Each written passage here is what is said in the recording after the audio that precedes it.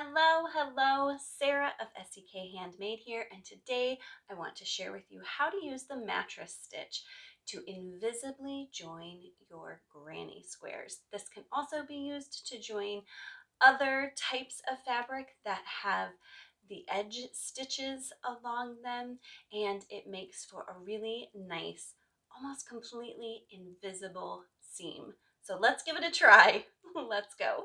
Great, let's talk seaming. Honestly, this is one of those things in crochet that I avoid, but in the end always ends up taking much less time than I think it's going to, and always really helps finish up a project nicely. Now, not every type of seaming is perfect for every type of project, so you need to think a little bit about the finished effect you want and what you're working with. Today we're going to work the mattress stitch on these two granny squares. The mattress stitch can also be worked just on fabric edges, but I'm going to show you how to do it when you have edge stitches, the tops, or even if you work in the back bump when you start a project, the beginning chain. Whenever you're lining up two edges that have that nice V, you can use this specific technique of mattress stitch to seam them up really nicely and almost invisibly. So to do that, you're going to need a few things. You are going to need some stitch markers. These are optional, but again, I find that we say that stitch markers are just something we shouldn't have to use if we're really good at stuff. But I think adding a few stitch markers to this process just makes it so much more simple and streamlined, and you're far less likely to make a mistake. So why not use them if we have them, right? Then you need a tapestry needle. This can be a tapestry needle of any sort. I really like these metal ones from Clover, and I will link them in the description below so that you can go grab some if you don't have them. Really love them. They glide nicely through your fabric, which is definitely what you want when you're seaming. You don't want snags to be annoying. So then the last thing you need is some yarn. You will notice that for my demonstration, I am using two different colored granny squares and a different color of yarn. Typically, when you are seaming, you'll probably want to use the same color yarn, even if you're doing different colored granny squares. Being consistent in there in some way is probably not the worst idea. This will be pretty much invisible, which I'll show you, but doesn't hurt to just have it match, and then you don't really need to worry about that.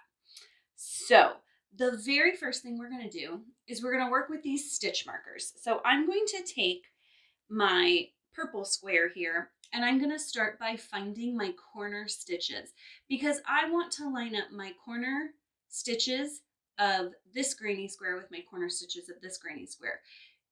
First of all, I should say, if you are going to do this and you have not done this with a pattern, if you are doing it with a pattern, the designer should have already done this for you. But if you're making up your own pattern, you want the same number of stitches on the edges that you're seaming. So what I'm going to do to make sure I don't over or underuse stitches on this is I'm going to take a stitch marker and I'm going to put it in my corner stitch on one side. And then I'm going to go down the other side and put a stitch marker in the corner of at the other end. And that again just helps me make sure that I am not missing any stitches and that I have the same number of stitches. Now I made this so that there were 13 stitches, so I should have 13 here. 1, 2, 3, 4, 5, 6, 7, 8, 9, 10, 11, 12, 13. Yep, so I've got my 13 stitches. That one's prepped and ready to go. I'm going to pick up my next granny square and I'm going to do the exact same thing. I'm just going to put my stitch markers, pardon me, in my corners, give them a quick count just to make sure that I have the same number of stitches because we're going to be lining them up when we do our seam. So 1, 2, 3, 4, 5, 6, 7, 8, 9, 10, 11, 12, 13. Perfect. And then I'm going to lay my 2 squares with my stitch markers touching each other. Those are the stitches I'm going to line up. So the next step we need to do is put our yarn on our tapestry needle. Now there's a general rule that whenever you're seaming, you should use 3 times the length of your seam to decide how much yarn you need to seam with. However, I want to encourage you. My mom was a seamstress, and I was one who hated the process of when I was sewing something by hand. I hated having to thread the needle, tie the knot, start it off, finish it off. So I would always pull out these really long pieces of thread, and then they'd just get knotted and tangled. And so if there's one thing, well, I learned lots of things from my mom, but one thing I learned about seaming and sewing from my mom is sometimes it's easier to go ahead, use a shorter piece of thread or yarn, start and stop a couple times. With seaming, you'll just need to weave in those ends really good. So think about that as you're working. Too much yarn when you're seaming can just be cumbersome and stressful if it's always knotting up on you. So here's how I thread my tapestry needle. You can thread it in lots of different ways. I have a full video on that I'll link below if you don't like this method. But I just wrap my end around the eye of my needle. I pinch really hard there and slide my needle out. Now I have a little bit of yarn there, and I'm just going to roll my tapestry needle over that and pull my yarn through. Easy peasy. Now, I have a lot of yarn here, so I'm going to go ahead and double up quite a bit of it so that it's not as long. I definitely overdid the yarn a little bit here, but that's okay. So the very first thing you're going to do is you're going to pick up your first square, and you want to work in the side of the stitches that are to the back of your square if they were folded down. So I'm going to go ahead and insert my tapestry needle into the back side of that stitch, and I'm going to go from top to bottom. I'm going to pull through a decent amount of yarn. I want to leave a tail here to do any sort of tacking the ends, which is something I recommend to really reinforce your seams, or just you need some to weave in. So I've gone from top to bottom on that first stitch, and now I'm going to go from bottom to top in that next stitch and pull my yarn through. And then I'm going to go ahead and take my next square and do the same thing. And now this is a great part about having lots of yarn here, is that you don't have to worry about them both sitting on the table. You can hold them, in your lap and hold one up closer while they're not attached here. Once you get a few stitches attached, they'll just stay held together. So I'm going to do the same thing. I'm going to go from top to bottom.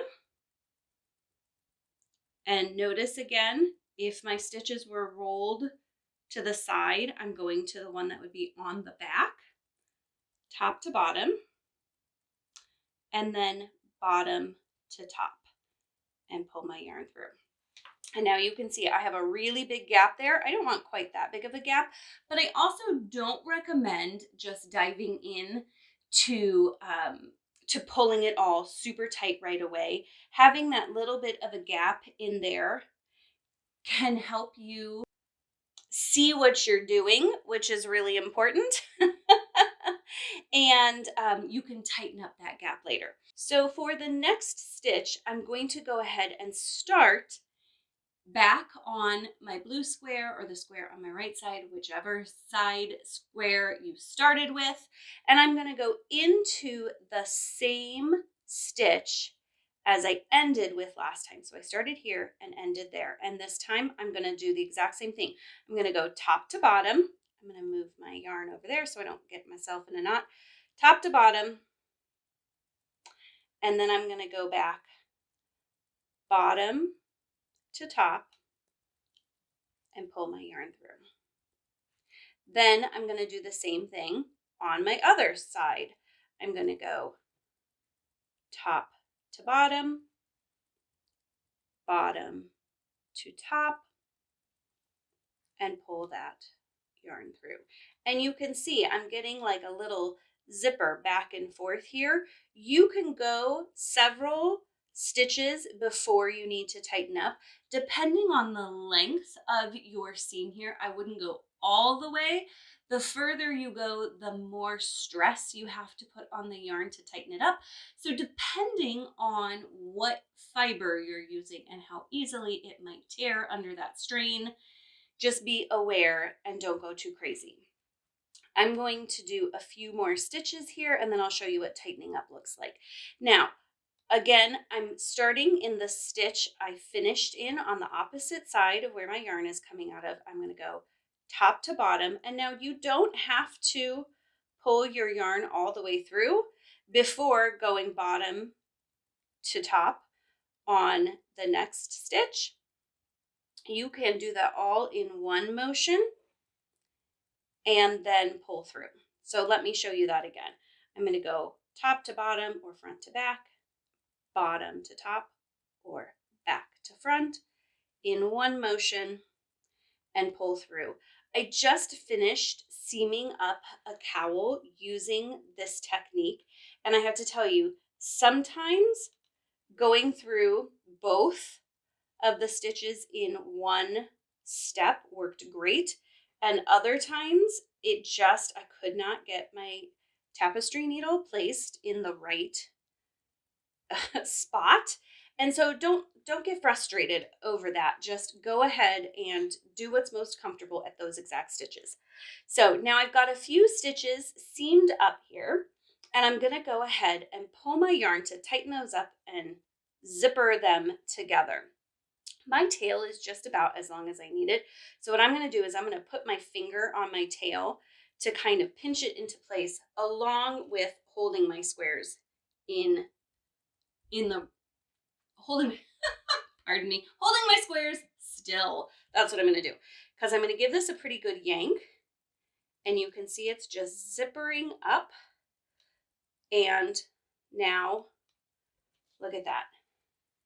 You can't even see the darker yarn in between, the darker purple yarn in between.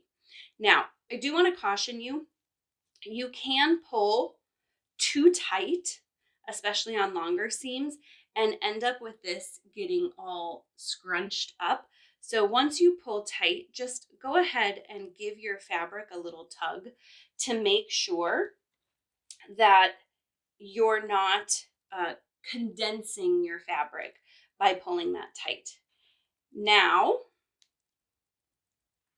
I'm going to go ahead and just continue forth. Now, I pulled that pretty tight. You may want to loosen up that first stitch so that you've got some space, because remember, we're going to go in from front to back, up from back to front on that one, and having a little space in there really helps. And then you just keep working up the seam in that manner until you are fully seamed all the way up, tightening every few stitches just to make sure that you have a nice even seam. I am to my last two stitches that I have my stitch markers on, and so I'm going to use them to make my final stitch here.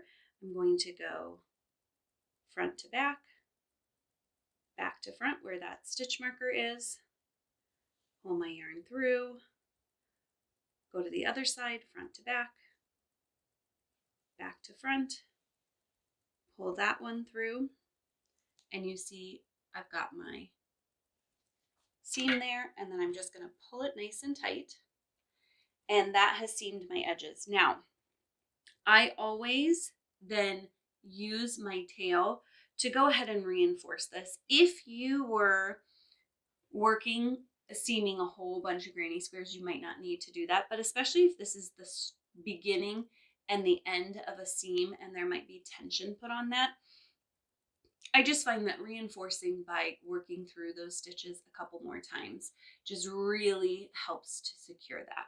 I wanted to show you a quick example of the cowl that I was talking about before, that I used the mattress stitch to seam up two edges that had, the one was the top of stitches and the other was the chain that I had worked into the back bump, and I used this exact method to seam them up, and I wanted to show you what it looked like, because since it's continuous fabric of the star stitch, another tutorial that I can link below for you, it does not have a completely invisible seam. But if you look at that, even though it's not a completely invisible seam right there, it is super subtle. So it's a great way to have a really nice, strong seam that can be much less obvious.